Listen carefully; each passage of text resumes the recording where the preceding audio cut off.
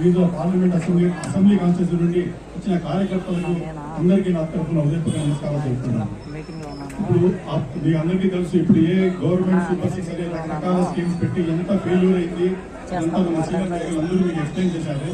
ఇప్పుడు నేను చెప్పేది ఒకటే, ఏ రకంగా వాళ్ళు రెడ్ బుక్ రాజకీయం తీసుకుని వచ్చేసి రెడ్ బుక్ ను ముందు పెట్టుకుని రెడ్ బుక్ ప్రకారం ఏ రకంగా వాళ్ళు ఇది నడిపినారో అదే విధంగా మేము వచ్చిన గుడ్ బుక్ అనేది మెయింటైన్ చేస్తాం.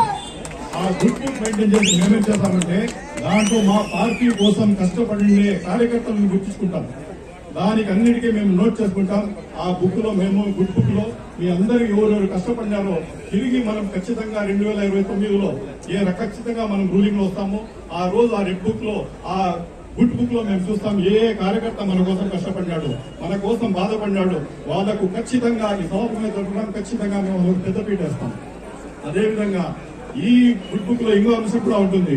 ఏముంటుందంటే ఈ పరిస్థితుల్లో ఇట్లా ప్రెషర్స్ లో కూడా మన కోసం న్యాయం కోసం నిలబడి ఉండే, న్యాయం కోసం ఏ అధికారులు నిలబడ్డారో, న్యాయం మాట్లాడతారో, న్యాయం పక్క మాట్లాడతారో వాళ్ళ పేర్లు కూడా మేము గుర్తుపెట్టుకుంటాం.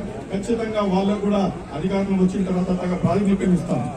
అదేవిధంగా ఈ గుడ్ బుక్ లో ఇంకోటి పెట్టేస్తూ అంతా తిరుగుతాం. ఇప్పుడు అపోజిషన్ పార్టీలో ఉన్నంత కూడా ప్రజల అవసరాలు ఏమేమి ఉన్నాయి, ఏమేమి మనం చేయాలా, ఏమేమి చేయాలా, ఖచ్చితంగా ఏమేమి కావాలి. ఎందుకంటే ఆ రోజు మనం రూలింగ్ లో ఉండేటప్పుడు చాలా వరకు గుర్తించలేకపోయినాం. కానీ ఈసారి అపోజిషన్ లో ఉండేటప్పుడు ఖచ్చితంగా అన్ని మా దృష్టికి వస్తాయి, మన తరఫున అన్ని జరుగుతాయి. కాబట్టి ఆ అవసరాలు కూడా మేము ఆ బుక్ లో గుర్తించుకొని వాళ్ళైతే రెడ్ బుక్ ఆధారంగా పరిపాలన చేశారో మేము గుడ్ బుక్ ఆధారంగా పరిపాలన మెయింటైన్ చేస్తాం.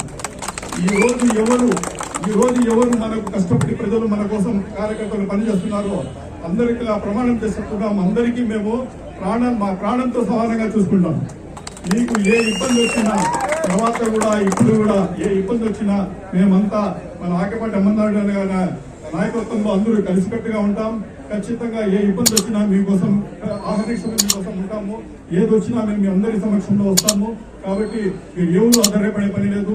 ఖచ్చితంగా మేము మీ సహాయం కోసం ఉంటామని ఈ సభా వేదికగా నేను తెలుసుకుంటాను. ఈ అవకాశం ఇచ్చినందుకు నాకు ధన్యవాదాలు.